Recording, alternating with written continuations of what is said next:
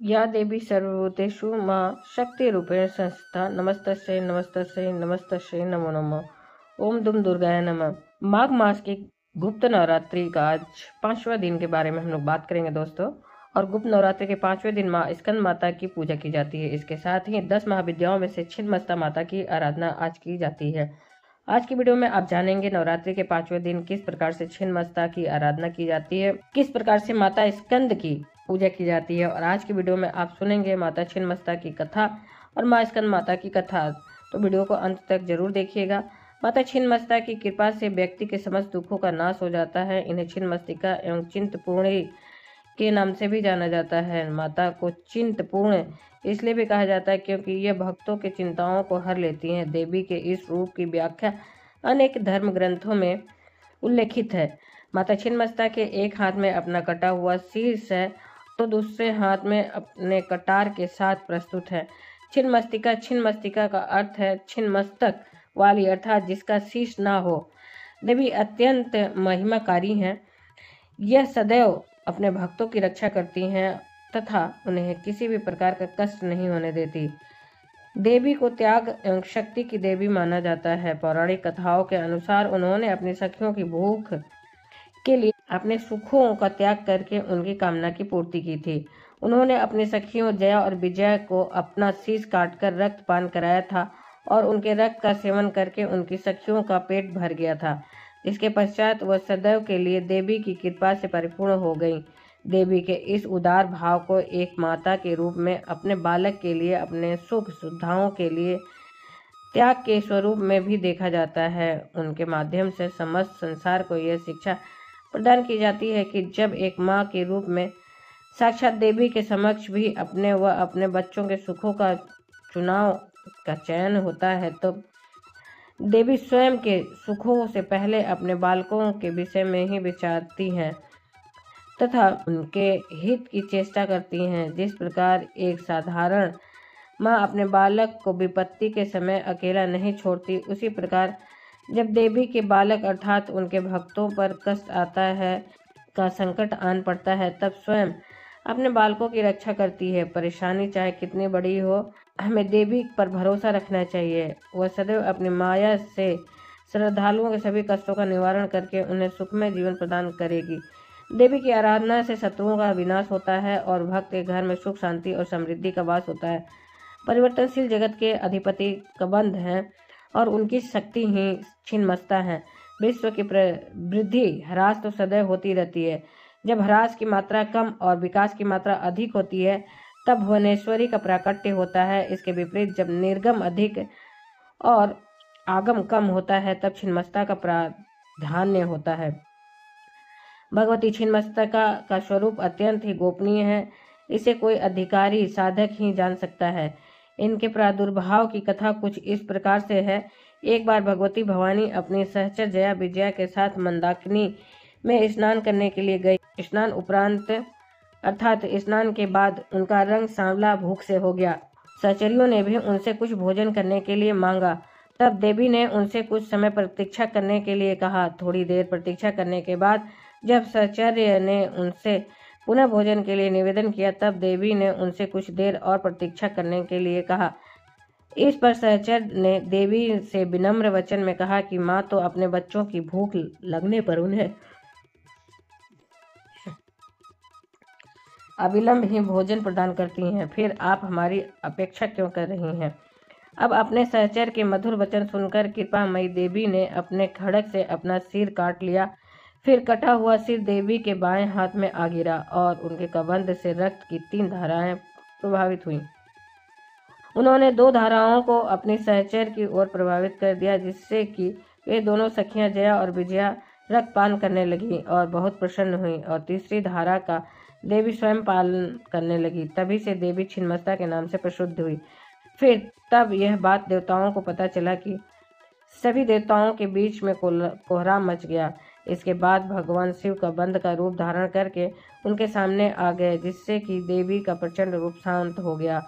ऐसा विधान है कि आधी रात में अर्थात चतुर्थ संध्या काल में छिन्नमस्ता की उपासना से साधक को सरस्वती सिद्ध हो जाती हैं। शत्रु विजय, समूह स्तंभन, राज्य प्राप्ति और दुर्लभ मोक्ष की प्राप्ति हो जाती है। छिन्नमस्ता की उपासना अमोघ है। छिन्नमस्ता का आध्यात्मिक स्वरूप अत्यंत महत्वपूर्ण है। यज्ञ शीर्ष की प्रतीक यह देवी श्वेत कमल पीठ पर खड़ी हुई हैं। यह पूर्ण रूप से नग्न है क्योंकि माना जाता है कि यह संपूर्ण जगत ही माता का वस्त्र है। इनकी नाभि में योनि चक्र है। कृष्ण अर्थात तम और रक्त अर्थात रज, इन सभी गुणों की देवियां इनकी सहचर हैं। यह अपना शीश काटकर भी जीवित हैं। यह अपने आप में पूर्ण अंतर्मुखी साधना का संकेत है। विद्वानों ने इस कथा में सिद्धि की चरम सीमा का निर्देश माना है। योग शास्त्र में 3 ग्रंथियां बताई गई हैं जिनके भेदन के बाद योगी को पूर्ण सिद्धि प्राप्त होती है। इन्हें ब्रह्म ग्रंथि, विष्णु ग्रंथि तथा रुद्र ग्रंथि कहा गया है। मूलाधार में ब्रह्म ग्रंथि, मणिपुर में विष्णु ग्रंथि तथा आज्ञा चक्र में रुद्र ग्रंथि का स्थान है। इन ग्रंथियों के भेदन से ही अद्वैतानंद की प्राप्ति होती है। योगिनियों का ऐसा अनुभव है कि मणिपुर चक्र के नीचे की नाड़ियों में ही काम और रति का मूल है, उसी पर महाशक्ति आरूढ़ है। इसका उद्धर्व प्रवाह होने पर रुद्र ग्रंथि का भेदन होता है। छिन्नमस्ता का वज्र रोजनी नाम शक्ति बौद्धों तथा जैनों में समान रूप से प्रचलित है। देवी की दोनों सहचर रजगुण तथा तमोगुण की प्रतीक है। कमल विश्व प्रपंच है और कामरति चिदानंद की स्थूल वृत्ति है। बृहद द्रण की अश्वशर विद्या सक्तो है कि हैग्रीव विद्या तथा गणपति के छिन्न शीर्ष गणपति का रहस्य भी छिन्नमस्ता से ही संबंधित है। हिरण्यकशिपु, वैरोचन आदि छिन्नमस्ता के ही उपासक थे, इसलिए उन्हें वज्र वैरोचनीय कहा गया है। रोचन अग्नि को कहते हैं। अग्नि के स्थान मणिपुर में छिन्नमस्ता का ध्यान किया जाता है और वज्र नाड़ी में इनका प्रवाह होने से इन्हें वज्र वैरोचनीय कहते हैं। श्री भैरव तंत्र में कहा गया है कि इनकी आराधना से साधक जीव भाव से मुक्त होकर शिव भाव को प्राप्त कर लेता है। पौराणिक मान्यताओं के अनुसार मां छिन्नमस्ता की सच्चे मन से पूजा करने वाले की जीवन में कभी भी अकाल मृत्यु नहीं होती है। इसके अलावा मां छिन्नमस्ता की पूजा से समृद्धि मिलती है, स्थिरता मिलती है, साधक को दीर्घायु का वरदान प्राप्त होता है। इसके अलावा अनगिनत लाभ होता है। माता छिन्नमस्ता का मंत्र कुंडलिनी जागरण में एक महत्वपूर्ण भूमिका निभाता है। कुंडलिनी योग मां के अभ्यास के दौरान मूलाधार चक्र के जागरण के लिए छिन्नमस्ता माता के मंत्रों का जप किया जाता है। छिन्नमस्ता माता का मंत्र श्रीम ह्रीम क्लीम एम वज्र वैरोचनीय हुम हुम फट स्वाहा। श्रीम ह्रीम क्लीम एम वज्र वैरोचनीय हुम फट स्वाहा। माता छिन्नमस्ता के मंत्रों का जप करने के लिए किस माला का प्रयोग करें? तो काले हकीक अथवा अष्टमुद्री रुद्राक्ष की माला से, अष्टमुखी रुद्राक्ष की माला से जप कर सकते हैं या फिर लाजवर्त की माला से भी देवी के इस अद्भुत मंत्र का यथासंभव जाप किया जा सकता है। और नवरात्रि के 5वें दिन माँ दुर्गा के 5वें स्वरूप माँ स्कंद माता की पूजा की जाती है। तो अब आप सुनेंगे माँ स्कंद माता की पूजा विधि और कथा। नवरात्रि के 5वें दिन माँ स्कंद माता की पूजा करने से ज्ञान, बुद्धि और विद्या की प्राप्ति होती है। ऐसा कहा जाता है कि माँ मोक्ष का द्वार खोल देती है। अपने भक्तों के लिए माँ स्कंद माता की पूजा करने से वंश की वृद्धि हो जाती है। ऐसा कहते हैं कि संतान संबंधी कोई भी परेशानी हो, जैसे कि संतान प्राप्ति की कामना हो, संतान की उन्नति की कामना हो, तो माँ स्कंद माता की पूजा करनी चाहिए। इससे आपको बहुत लाभ होता है। शास्त्रों के अनुसार माँ का प्राकट्य हुआ था असुरों के नाश करने के लिए, देवताओं की रक्षा करने के लिए। शिव पुराण में माता स्कंद माता का जो प्रसंग आता है, उसकी कथा के अनुसार एक तारकासुर नामक राक्षस था। उसने अपनी घोर तपस्या से ब्रह्मा जी को प्रसन्न कर लिया था और जब ब्रह्मा जी प्रसन्न हुए तो उन्होंने तारकासुर से कहा, वरदान मांगो। तारकासुर ने वरदान मांगा, मुझे अमर कर दो। तब ब्रह्मा जी ने कहा कि ऐसा तो संभव नहीं है, क्योंकि जन्म लेने वाले प्रत्येक प्राणी को एक दिन मरना ही पड़ता है। हर किसी का अंत निश्चित है। यह सुनकर तारकासुर थोड़ा निराश हो गया, लेकिन उसने बड़ी चालाकी से एक और वर मांगा और इस बार उसने मांगा कि उसकी मृत्यु सिर्फ भगवान शिव के पुत्र के हाथों से ही हो, क्योंकि उसने सोचा कि महादेव जी तो गृहस्थ जीवन अपनाने से रहे, ना उनका विवाह होगा, ना उनके पुत्र होगा और ना ही मेरा वध होगा। इस प्रकार से हमेशा के लिए अमर हो जाऊंगा। अब क्योंकि ब्रह्मा जी प्रसन्न थे, उन्होंने तथास्तु कहा। जैसे ही तारकासुर को अमरता का वरदान मिला, उसने धरती और स्वर्ग लोक पर हिंसा करना शुरू कर दिया और अब उसके अत्याचारों से तीनों लोक में सभी परेशान हो गए। एक दिन सभी देवी देवता ब्रह्मा जी के पास गए और उन्होंने अपनी सारी कथा ब्रह्मा जी से कह सुनाई, वृत्तांत कह सुनाया। ब्रह्मा जी सभी देवी देवताओं को लेकर शिव जी के पास गए और भोलेनाथ को तारकासुर के अत्याचारों से अवगत कराया और देवताओं ने भी अपनी सारी परेशानी भगवान भोलेनाथ से कही। तब भगवान भोलेनाथ ने माता पार्वती से विवाह किया और उसके बाद भगवान शिव और माता पार्वती के पुत्र हुए, जिनका नाम रखा गया स्कंद। स्कंद अर्थात कार्तिकेय भगवान। और भगवान स्कंद ने तारकासुर नामक राक्षस का वध किया था। माता पार्वती ने अपने पुत्र स्कंद को तारकासुर के वध करने के लिए तारकासुर से युद्ध करने के लिए प्रशिक्षित किया था, इसलिए माता को स्कंद माता कहा जाता है। इस बारे में एक और पौराणिक कथा है, जिसके अनुसार स्कंद माता देवी पार्वती का रौद्र रूप है। माता को लेकर एक पौराणिक कथा काफी प्रचलित है। पौराणिक ग्रंथों में उल्लेखित है कि एक बार बालक कार्तिकेय की रक्षा के लिए माता पार्वती क्रोधित होकर आदि शक्ति रूप में प्रकट हुई। माता का यह रूप देखकर इंद्रदेव भय से कांपने लगे। फिर इंद्र भगवान अपने प्राण बचाने के लिए देवी पार्वती से क्षमा मांगने लगे। हालांकि कुमार कार्तिकेय का दूसरा नाम स्कंद है, इसलिए सभी देवता गण माँ दुर्गा को मनाने के लिए उन्हें स्कंद माता कहकर पुकारने लगे। तभी से माता रानी ने के इस पांचवें स्वरूप को स्कंद माता कहा जाने लगा। इस प्रकार माँ की पूजा पांचवी अधिष्ठात्री के रूप में की जाती है।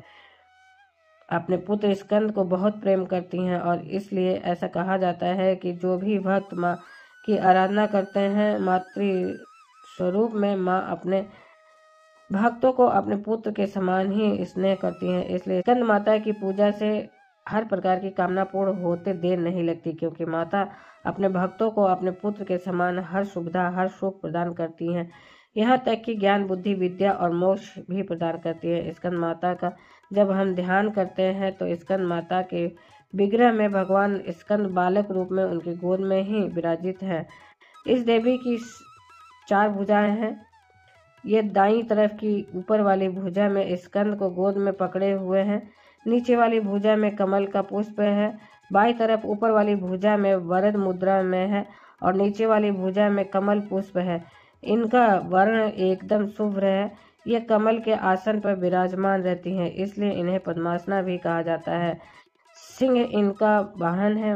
माता सूर्य मंडल की अधिष्ठात्री देवी हैं, इसलिए इनका जो उपासक है अलौकिक तेज और कांतिमय हो जाता है। इसलिए मन को एकाग्र रखकर और पवित्र मन से इस देवी की आराधना करने वाले साधक या भक्तों को भवसागर पार करने में कठिनाई नहीं होती है। नवरात्रि के 5वें दिन प्रातःकाल जल्दी उठ जाइए और स्नान आदि से निवृत्त होकर भगवान सूर्य देव को जल दीजिए। और माँ का प्रिय रंग पीला, तो आप चाहे तो पीले रंग के वस्त्र धारण करके माँ की आराधना कर सकते हैं। भगवान सूर्य देव को जल देने के बाद माँ स्कंद माता की पूजा कीजिए। जो भी आप प्रतिदिन पूजा कर रहे हैं, पूजा की विधि बिल्कुल वही होती है।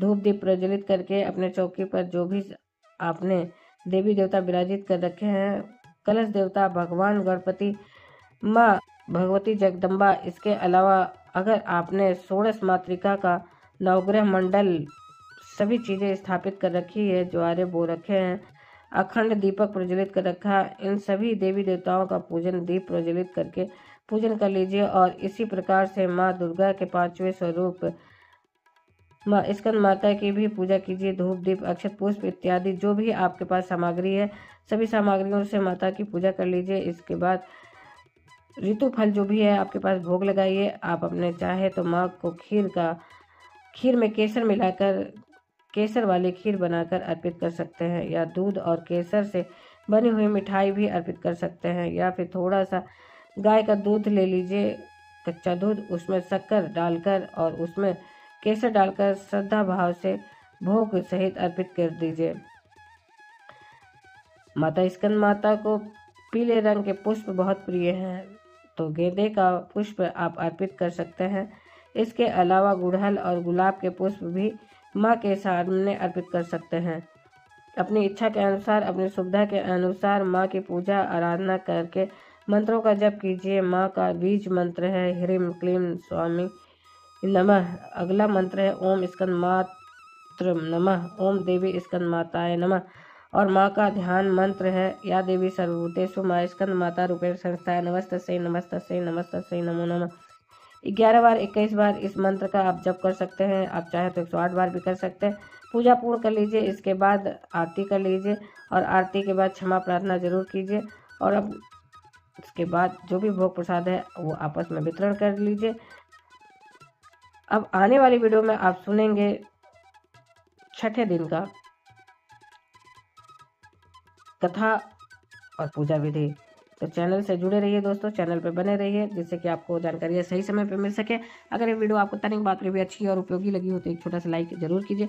आपके लाइक्स और कमेंट्स हमारे लिए बहुत ही महत्वपूर्ण होते हैं। वही एकमात्र जरिया है जिससे पता चलता है कि ये वीडियो आपके लिए उपयोगी है। यदि वीडियो आपके लिए उपयोगी है तो अपने फ्रेंड्स और फैमिली में भी शेयर कीजिए। आप पहली बार मेरे चैनल पर आए हैं तो मेरे चैनल को सब्सक्राइब करिए, बेल नोटिफिकेशन अवश्य दबाइए जिससे कि आने वाली वीडियो आपको समय से प्राप्त हो सके। कोई भी प्रश्न या सुझाव कमेंट बॉक्स में लिख सकते हैं दोस्तों। फिर मिलते हैं नए वीडियो में नई जानकारी के साथ, तब तक के लिए ओम दुर्गाय नमः। धन्यवाद दोस्तों।